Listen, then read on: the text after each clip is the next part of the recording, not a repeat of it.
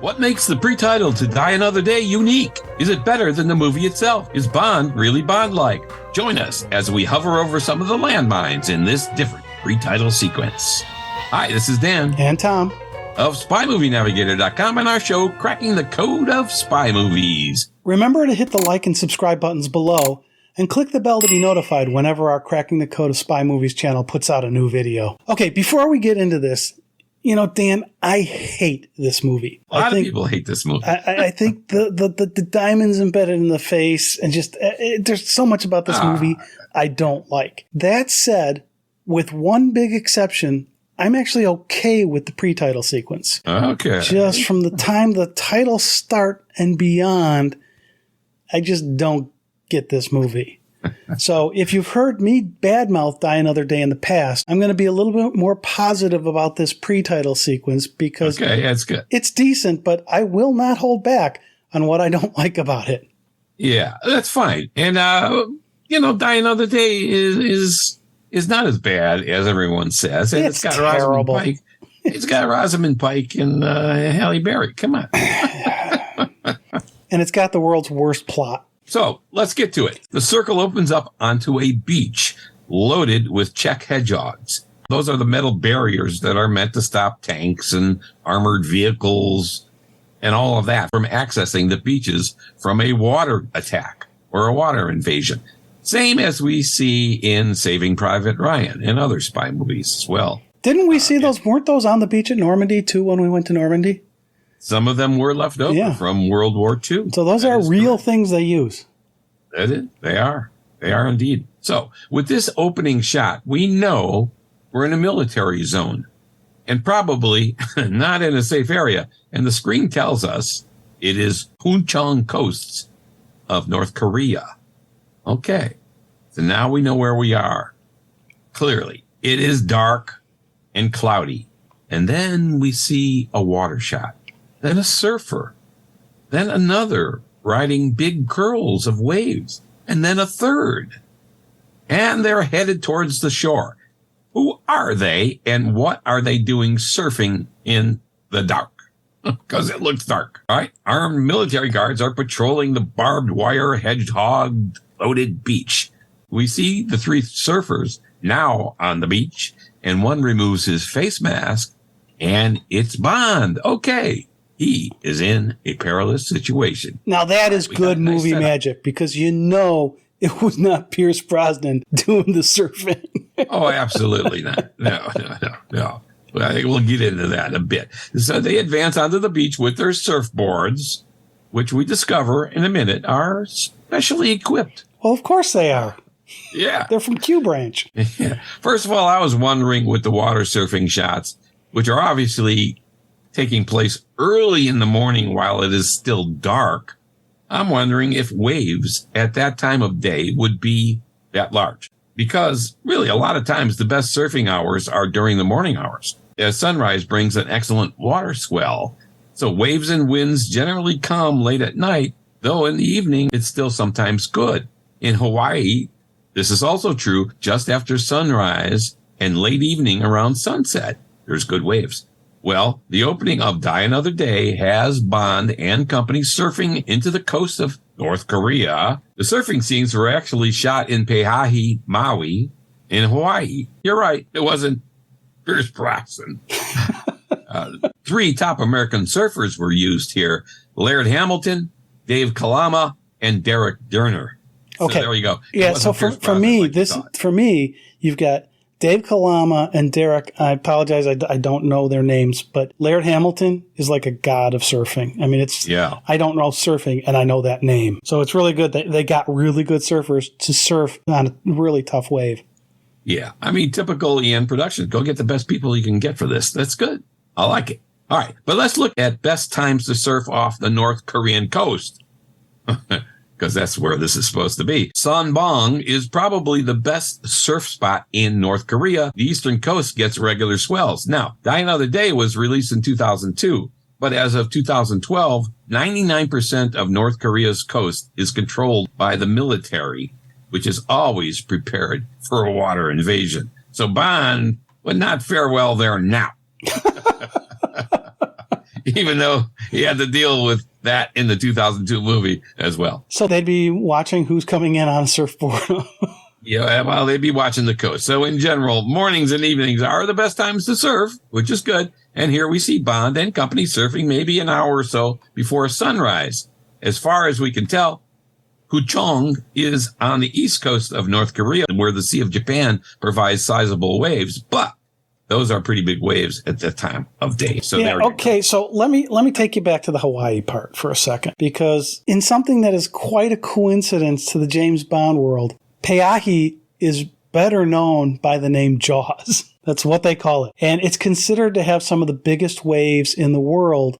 One of the other really big spots, Dan, you and I were at when we went to see the Lisbon area for On Her Majesty's Secret Service, and we went up the coast to Nazaré. That's another really big wave section. But this sequence here, I just really like it. I know some people don't, but I really like it because these surfers are just really, really good. The shot and the wave they've got them on, and actually multiple waves, it was multiple takes, but is really done very well. And if you look at the documentary Inside Die Another Day, it talks about them getting out there in the morning and shooting the scene. And to me, this opening here is the best part of Die Another Day. Wow. You mean it's good surfing, okay, dude. All right.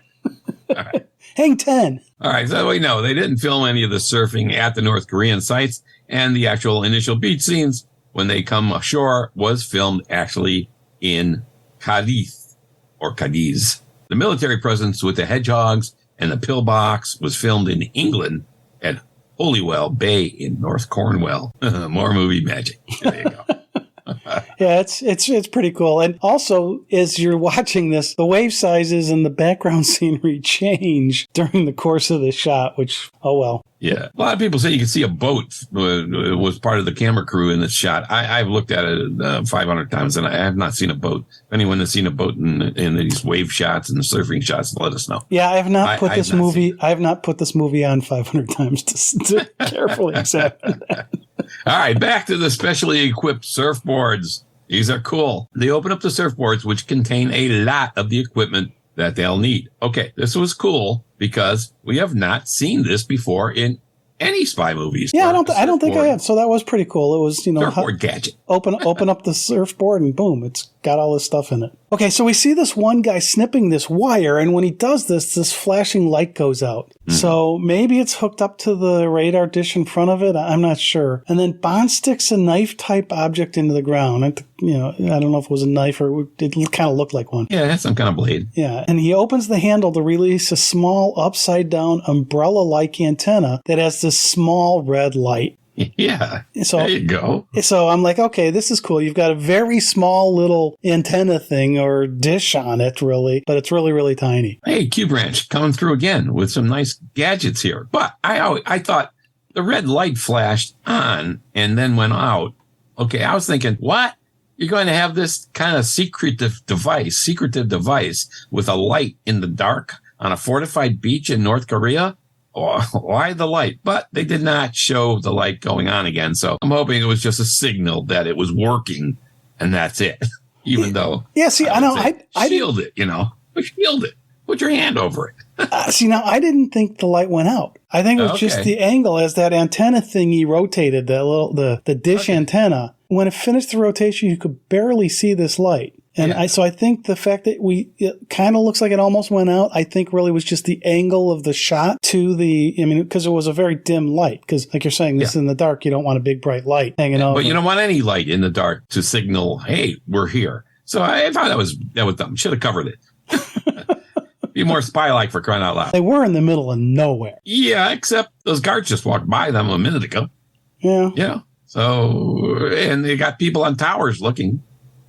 So, but what happens then with what's going to happen next? Their position is going to get identified anyways. All right, we cut to a helicopter and a passenger inside clutching a silver case. They're about to land. Was that signaling device that Bond used with the red light stuck in the ground and all that? Was that the radar they snipped and they were going to have an effect on this helicopter, kind of guiding it to where it should land because of their little umbrella type antenna? I thought that was okay. And I thought maybe that was what they were doing there. Yeah, I'm pretty sure that's what they did. Because it landed right near them, right? Yeah, they said, okay, we're cutting the radar, we're making the radar now think to land here instead of wherever the radar thought it should land. Yeah, because it landed right near them. And if you watch the navigational beacon, it shows a yellow line for the current heading at 094. And then there's an orange line that says new heading 075. Okay. So that's why I think the antenna was sending a beacon to reroute the helicopter to this new 075 heading as the helicopter pilot changes to that new routing. Because, again, with the orange line, new heading 075. Yeah. All right. So that's cool. So that a great gadget there. And it seems to have worked, right? And now, kind of like Bond and Goldfinger's pre-title, they remove their wetsuits to reveal that Bond is dressed like the guy exiting the helicopter, and the other two are dressed in military garb. So it's like a throwback to the Goldfinger taking off his wetsuit in the pre-title sequence. Yeah, they do that a few times throughout the series, and this is one of them. Obviously, he's not in the tux because he's dressed to look like the guy that is coming off the plane. Yeah, and originally in the Goldfinger one, it was really based on a real-life event that actually happened in World War II. You could check out our podcast episodes on that one, the real world impact of on spy movies. All right. Now. Yeah, and one other thing with this is Live and Let Die has a similar thing where he gets out of whatever his thing is, and in this case, he turns his jacket inside out and goes forward. But it's very, very similar type of thing where he's taking off the one set of attire that's the outside for whatever his stunt was, and then turning into, hey, look at me, I'm dressed right. Yeah, so check out our Goldfinger pre-title sequence, Decoded as well. That's a good one. All right, the guy in the helicopter, held at gunpoint now, is stunned. Bond takes a case from him and his sunglasses. Hey, it still looks like it's dark out, but the guy, he's had sunglasses on. I don't know. Well, they were up higher. They were in the helicopter, so if the sun was coming out, it might have been lighter up there.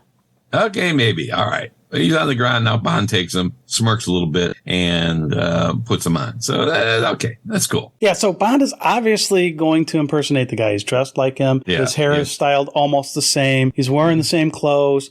But the guy was taller than Pierce Brosnan, and they didn't try to cover this up. I mean, this was Mark Diamond, who was the actor, is just under 2 inches taller than Brosnan. Yeah. So Brosnan's James Bond impersonating Van Berk here.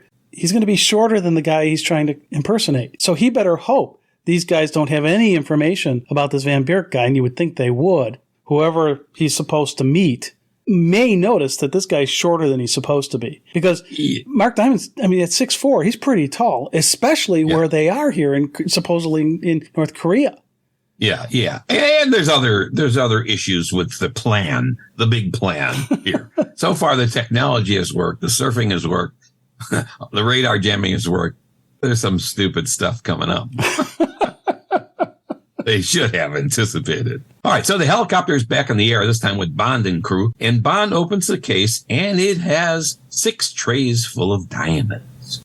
Bond removes his upper tray, and there's room below it. Room enough for 2 bricks of C4 explosives and the detonator that Bond takes from his Omega watch. Now, I'm thinking, why is there this false bottom there? Or why is there this room under there? Maybe they could have had 2 trays of diamonds in there, but there's only 1. But I'm wondering, okay, that's a little weird. And the second part is 2 of those bricks of C4 probably would have not been enough to blow up an entire building and all the surroundings.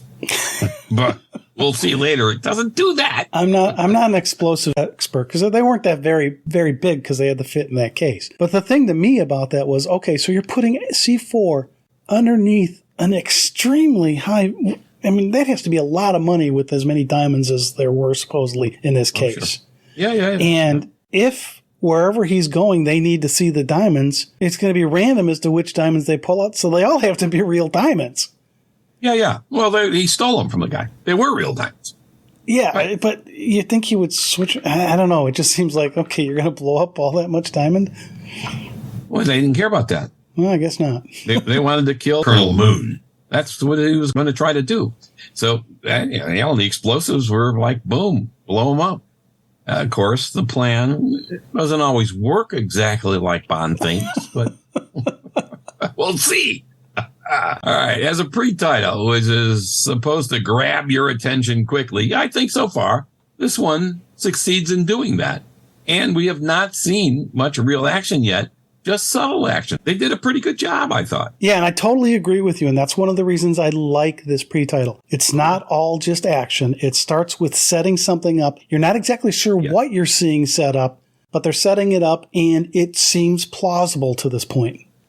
Yeah, it seems plausible. And really, there hasn't been that much action yet. There will be, of course, the rest of the way. He sets the explosives to active, and he puts the diamond tray back in on top to hide the C4 bricks. But we know, with him putting that C4 in there, that case is going to explode at some point.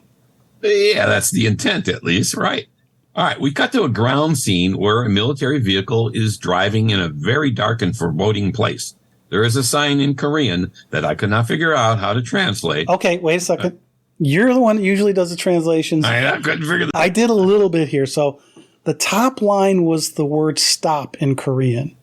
Okay. And so what I did, it's just so you know how I did this, I took the screenshot and made that an image for Google Translate.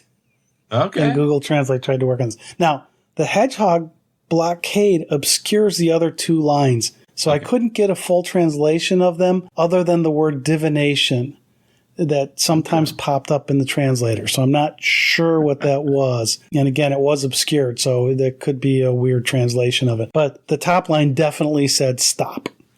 All right. That's a good thing to know. All right. So stop. All right. We're told on the screen that it is An Sun Moon's headquarters in the demilitarized zone of North Korea. Yeah, you don't want to go there. No, you generally want to stay away from that area. Now, we see one of the coolest shots, a man practicing some type of martial arts on a hanging punching bag, and he's punching and kicking it repeatedly. Then he says in Korean, and I like that he says it in Korean, and we have subtitles because it is Korea, and he's in his environment. Open the bag, and a guy falls out of it. Now, in Korean with subtitles, he says, that will teach you to lecture me. So I thought, okay, that's pretty cool. Now, he's kicking the bag. You can't hear any grunts, any moans, or anything else. When the guy falls out, I thought I heard a little, but man. It was a soundproof bag, Dan.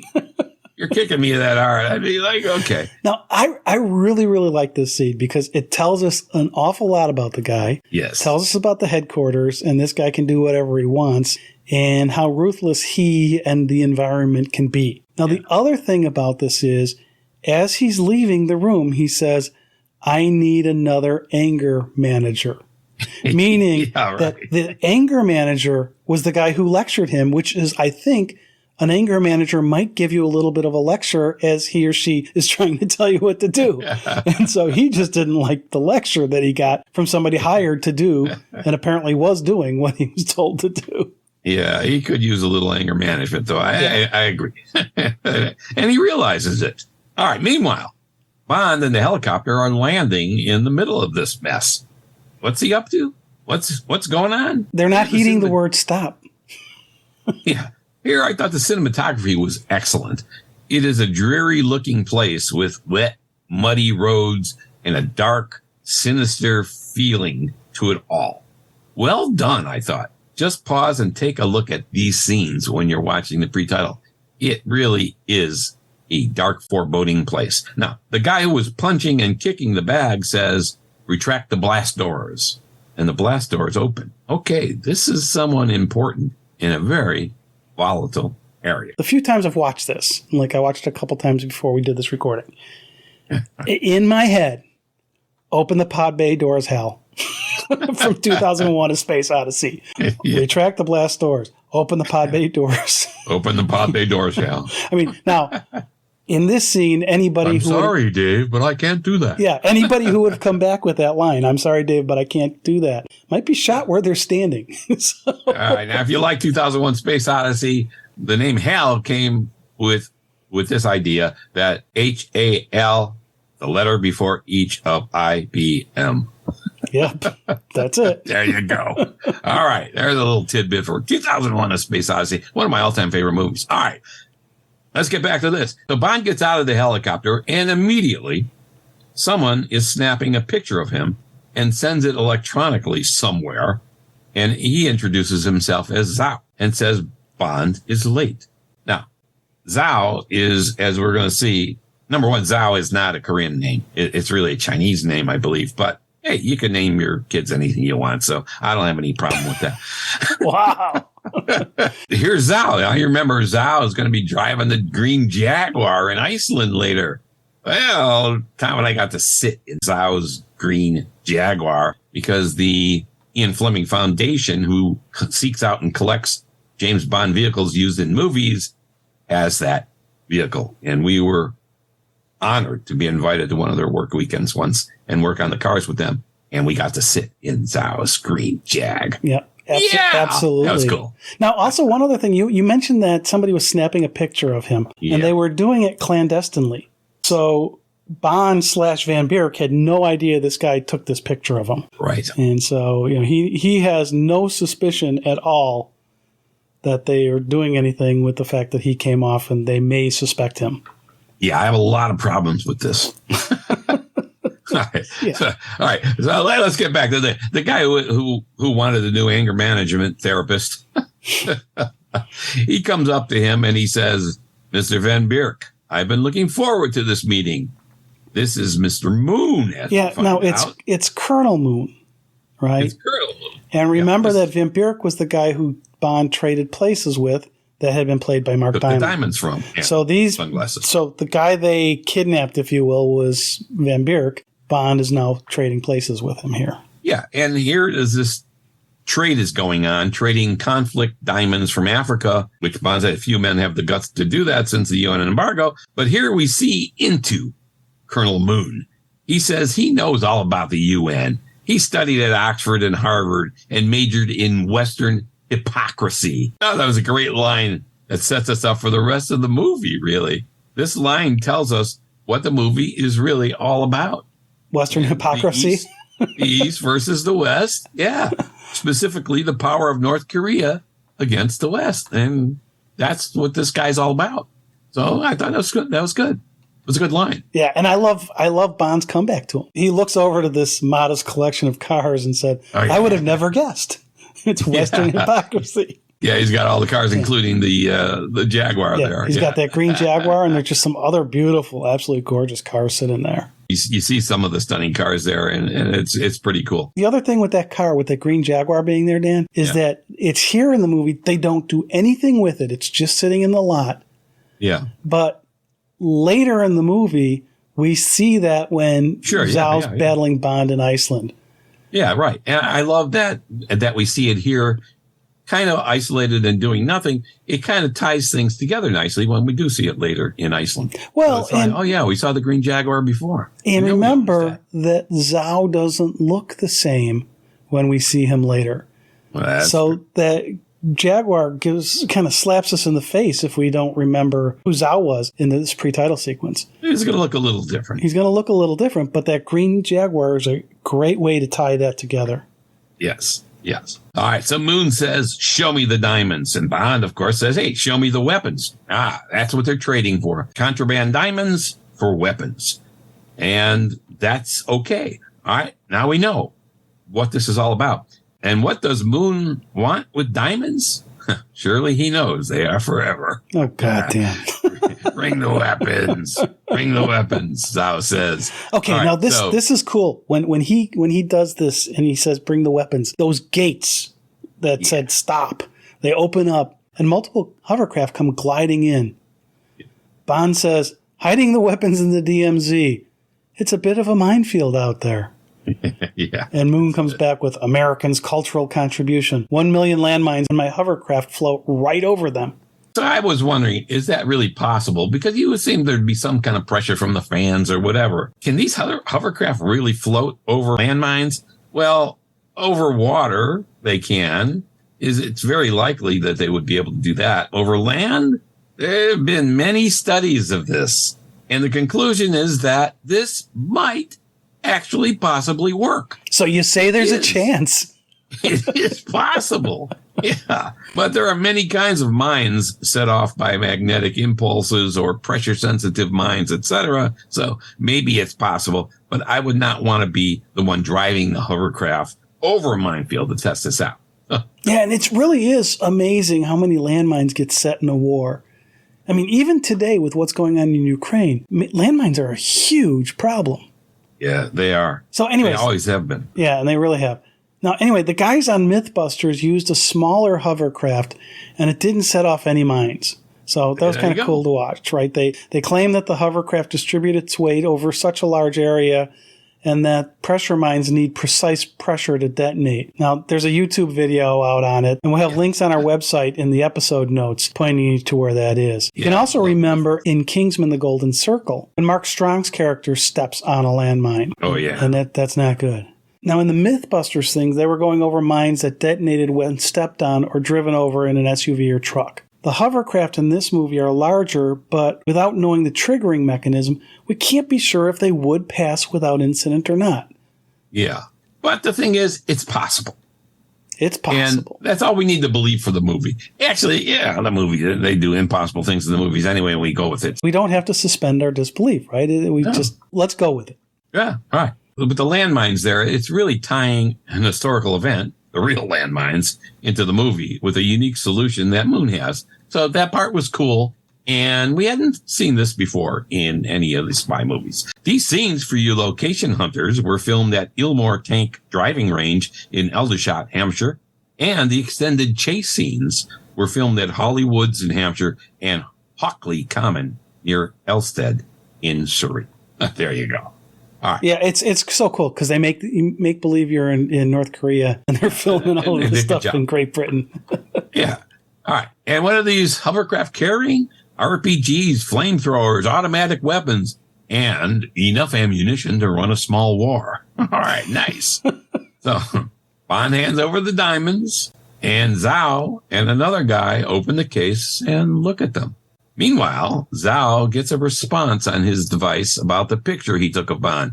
It was Zhao who took the picture of Bond in the beginning, and now he knows it's James Bond, 007, MI6 assassin. That's what he knows. So he knows this isn't really Van Bierk. What? Up to this point, it's seemed like a meticulously planned mission by Bond and the crew. But they could not anticipate someone taking a picture of Bond and being able to identify him. I mean, come on. Q had the identigraph in For Your Eyes Only, and that was in 1981. Here we are in 2002, 19 years later. Come on, Bond. I mean... Yeah, and now here in 2023, when we're recording this, you think about how there's cameras everywhere. This part really irked me.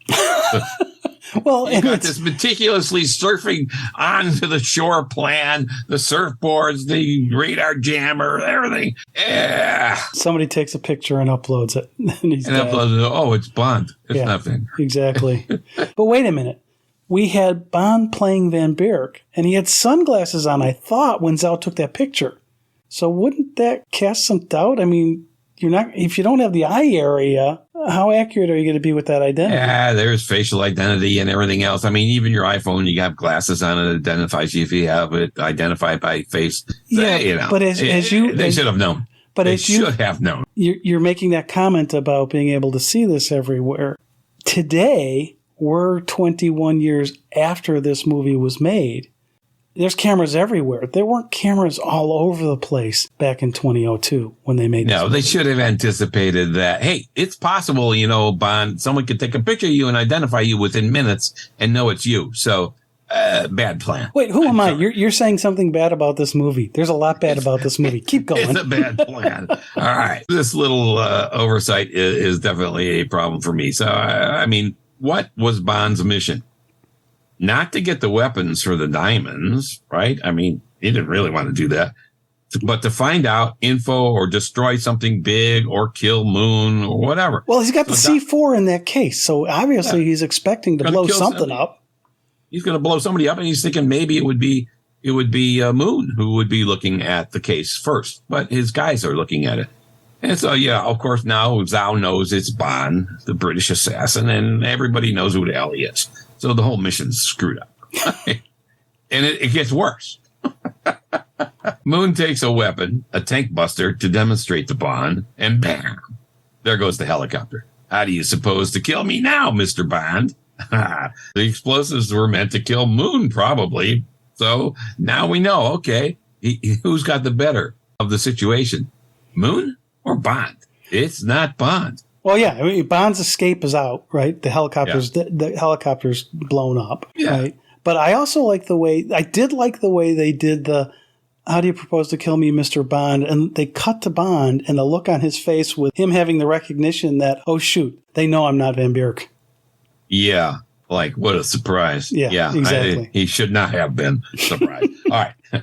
Anyway, I mean, and Moon is nowhere near the diamond case. So even if Bond explodes the case, he's not going to kill Moon. He's going to kill his goons or whatever. So, well, that's if the goons look at the thing, they may give the case to Moon and then you blow it up. I don't know. Yeah, maybe. I don't know. I love the scenario here when Moon realizes who he is. He says to Bond, "You British still believe you have the right to police the world." And nice slam on the West and on the British as well here. And he says something like, "You won't live to see the day where Korea is ruled by the North." And Bond has a great line coming back saying, "Then you and I have something in common." Yeah, that really was a very good comeback. It was a great comeback, except that Bond is nowhere in control here. Well, very often Bond gets into situations where he's not in control and he has to figure how to wrest control from the situation. Yeah. So everything seems to be going Moon's way here, right? He knows he's Bond. He's got the diamonds. He's not giving up the weapons and whatever. But here comes the wrinkle. The general is coming. Hey, who's the general, Dan? In a pre-title. Who's the general? The general. This is Moon's father. The real one in charge, supposedly. The son is undermining him, though, by doing this, and he's trying to secretly sell these weapons for the diamonds. He's on his way to meet with Moon. General Moon is on his way to meet with Colonel Moon, his son.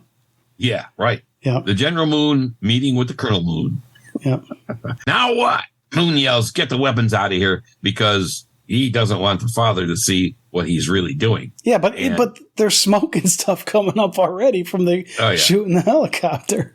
Right. Well, that was the father said. What were the explosions? That's why he was asking that, right? He was asking that. And then, of course, Moon says, "And kill the spy." All right. How long does it take to kill a spy? You got him right there, right? Just shoot him. All right. Kill the spy. Kill Bond. Bam. That's a direct and clear order. So wait, Dan, is Bond's going to die in another pre-title sequence? Yeah, I think he should. Here, I mean, lots of weapons are trained on Bond, but none are firing yet. What are they waiting for? They're waiting for others to clear the area, maybe with the hovercraft. I don't know. When it comes to killing Bond, you really should not wait. As I said, just shoot him. Just shoot him. Bond, about to be shot, yeah, right, twists the rim of his watch and bam, the C4 in the diamond case explodes. Okay, now this is where I have a big problem with this pre-title. All right, I told you that I was going to tell you there was something I really hated about it, and we're at the point. Because there's this quick shot of Zhao on the ground, and he wasn't all that close to the camera case, and he has these diamonds stuck on his face from the explosion. Yeah. And I think there are a few more shots of him in this sequence with diamonds still stuck to his face. And we'll later see diamonds in his face later in the movie. But what I don't understand is how the diamonds got there. Because the explosion happened a bit behind him and he didn't turn to the explosion. So were they magic diamonds? Did they have boomerang effect? They went past him and came back into his face. I just, it's just like, I've watched this, every time I've watched this, I've rewound that section going like, how the heck did those diamonds get in his face? Yeah. And so, well, it could have been a ricochet. Yeah. But to me, it's really just an early example of the stuff they appear to get wrong in this absolutely terrible movie. Oh, man. All right. The diamonds in his face. You think eventually he'd have them removed because those would hurt after a while. Yeah, you would think. Yeah. Shave or bump your face or wash your face. That's going to hurt. There are some people that put a diamond in there too, so maybe it's the same, or earring, but this is just all over the face. But it is a nice little gimmick. Yeah, it is. It definitely is a gimmick or an image for when you see Zhao later, the guy with the diamonds in his face was the guy we saw here. So and nobody else appeared to have diamonds in their face. Yeah, so we got a nice little diversion with the explosion. So Bond jumps on a hovercraft and things are blowing up all over the place. Again, one guy causing all this chaos. And now they do hit a car, which blows up and flies backwards into a stockpile of barrels, obviously with explosive content in them, of course. You want all of that volatile stuff handy. Well, yeah, if you're going to need to do a war, you need to have that stuff. Yeah. Then I think it is more like a pinball game, where one exploding thing bumps into another exploding thing, and that explodes, and then one more thing explodes. It's like, okay, it reminded me exactly of a pinball game. It's like, oh, boy. All right. It's a bit unrealistic, but hey, it's a Bond movie. All right. Now, there's a lot of military firing in Bond. A lot. But they have all gone to the same firing practice ranges and schools that every other Bond villain has gone to. No one can hit Bond. Because they are probably hitting other things that explode. Yeah, it is kind of amazing how all this firepower comes down on him. Nobody hits him. Yeah, but Bond's hitting stuff, though. Yeah. And that explodes, too. So he's good. He's good. Yes, because I'm sure he has a lot of practice shooting from a hovercraft. Got a lot of practice. They practice shooting on everything. Now we see one of the first hovercraft chase scenes ever in a movie. Bond has control of one, and Colonel Moon is chasing and shooting at him in another. All right.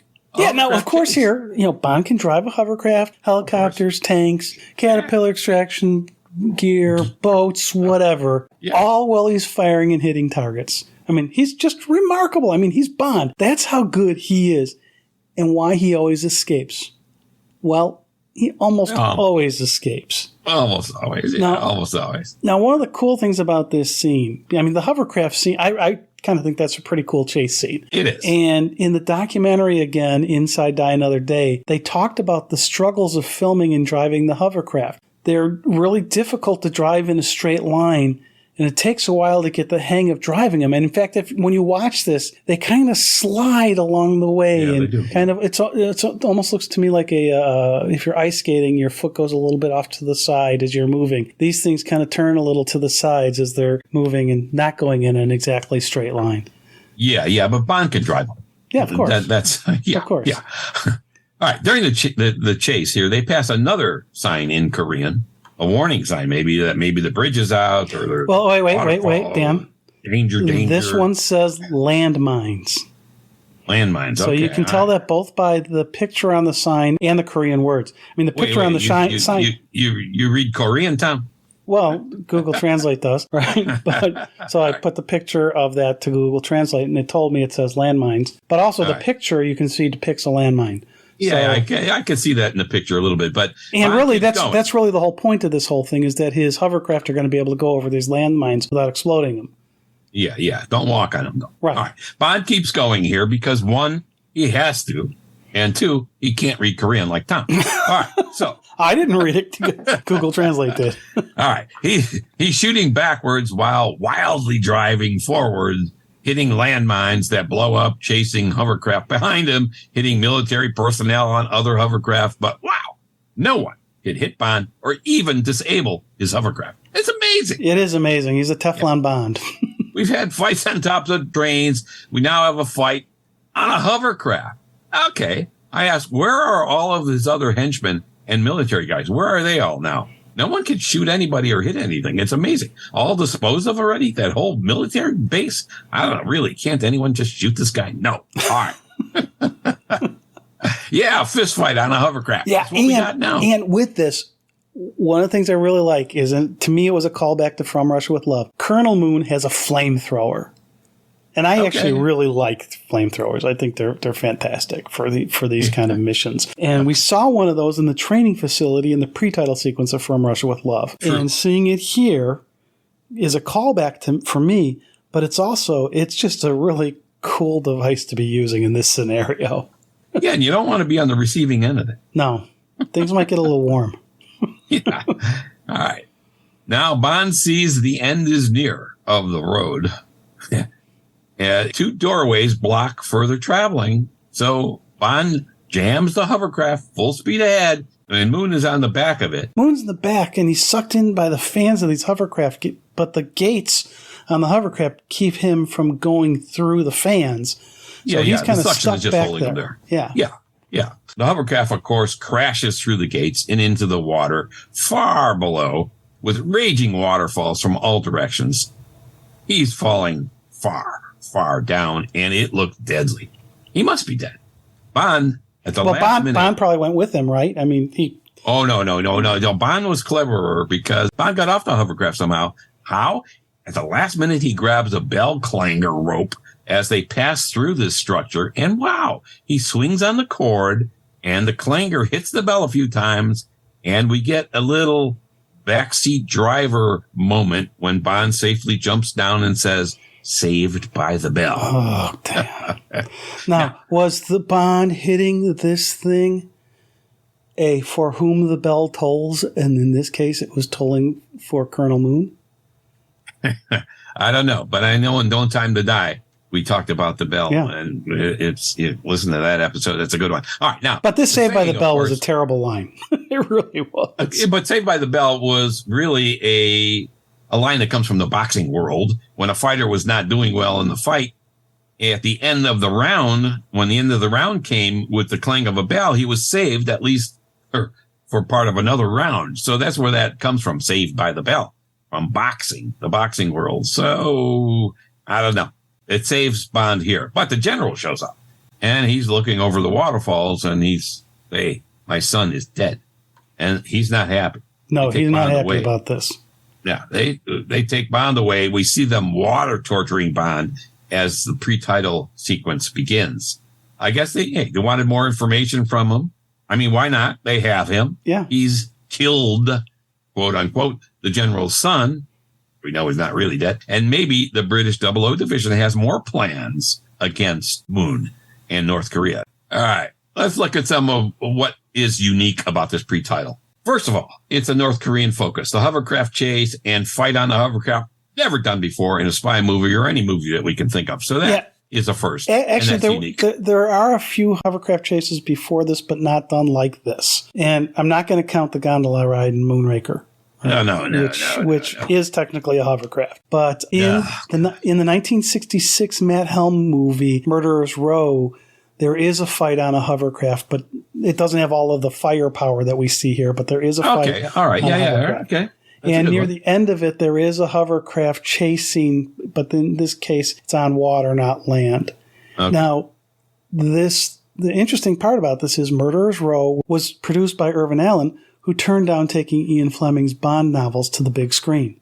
So that's just one of those quirky things that happens in this industry. Also, in the 1995 movie starring Jackie Chan called Rumble in the Bronx, there's a hovercraft chase scene over both land and sea, including a water skiing Jackie Chan off the back of the hovercraft. Again, not all this firepower, but there is a watercraft chase scene. And in the 1996 movie Chain Reaction, there's a hovercraft being pursued across an ice lake by a helicopter. So there are hovercraft fights and chases prior to Die Another Day, but nothing that comes close to the scale of what we see here. All right. Okay. So it's not as unique here. The scale maybe is the unique thing here. And combining the chasing with with all the firepower, I think is new here. Okay.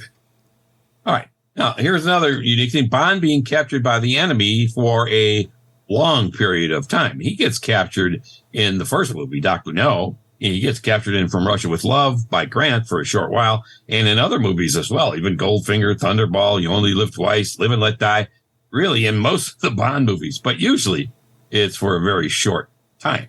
Here, he's captured for 14 months, and we see him getting waterboarded, we see him getting beaten, threatened with scorpions, and for now, we know at the end of it, it's 14 months. Okay, now remember, this is a first for Bond. And remember, I said the pre-title I'm okay with. Starting with the titles going forward, I'm not.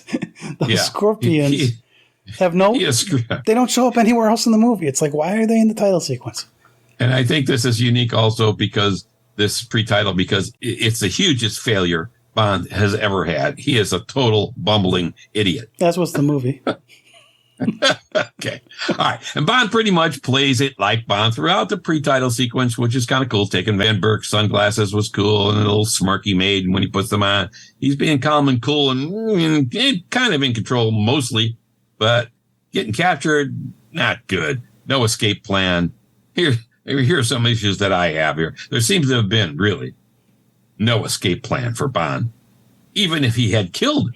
Well, the helicopter was the escape plan, and they blew it up. Yeah, but I mean, because Bond was going to go out on the helicopter. Did he think he was going to blow up Colonel Moon and then jump in a helicopter and get away with the entire military there with all these weapons? It could have been. He thought he was going to leave the case with Moon. Moon would have the case. He'd take off, and as he's leaving, blow it up. Yeah, maybe. Boy, there's a plan that's thread thin. I mean, it's better than this one. Yeah, there seems to have been none. I don't think he's got a really good plan. It's poor planning, I think, on an MI6's part or Bond's part or both. I don't know. Being identified as Bond almost immediately was absolute poor planning, as we mentioned. Towson Moon, Colonel Moon, played by Will Yun Lee, is rather slight of build. Toby Stevens, who plays Gustav Graves, who was Colonel Moon, but now is re-engineered. He seems altogether larger in stature and so on, but they're both about the same height, 5'8.5". Stevens, 5'9" for Lee. So that part is okay. But Lee is definitely slighter build. Maybe during the transformation to Gustav Graves, he gained weight and muscle and mass. Hey, at least they got him close to the same height, unlike Van Beerk and Bond. And they're pretty close in weight, too. They're like 159 pounds versus 172 pounds for Stevens. And they're both described as slim build. So, okay, we may be able to believe this. Yeah, and the transformation from Moon to Graves, him bulking up a bit doesn't seem out of line here, right? He's going to come in with all this bravado and everything. I can totally see him bulking up to become Graves. That didn't surprise me or bother me at all. All right. Okay. So there you go. You like something there. All right. No, I didn't say I liked it. I said it doesn't bother me. Okay, so let's summarize all of Bond's accomplishments so far in the pre-title sequence. It's going to be a short list, Dan. He no longer has the diamonds. They blew up all over the place, and in the explosion, including permanently in the South's face, as we chuckled about earlier. He did not get the weapons, although he probably didn't want the weapons. And he thinks he killed Colonel Moon, which may have been his mission, of course, but we know that this was a failure as well because Colonel Moon is Gustav Graves later. And he got captured and may give up sensitive information and put MI6 in jeopardy. So basically, a complete failure. It was a successful failure. Right. If his mission was to fail, he did it. Yeah, go on. He failed with flair. All right. We dismantle all of the landmines in the pre-title sequence of Die Another Day. We now have 23 of the 24 pre-titles done for the Ian Productions James Bond movies. So that's a wrap. And if this is a wrap of this episode, when you wrap up watching that pre-title sequence, when you're done watching the pre-title sequence, turn the movie off. The rest of it's not worth it. At least in my opinion. This is Dan. And Tom. Of SpyMovieNavigator.com and our show, Cracking the Code of Spy Movies. If you like this video, please click like and press the subscribe button right down here. And if you like this video, you can see another one similar to it by pointing right down here. And you can reach us on social media right here. Thanks for watching. We appreciate it.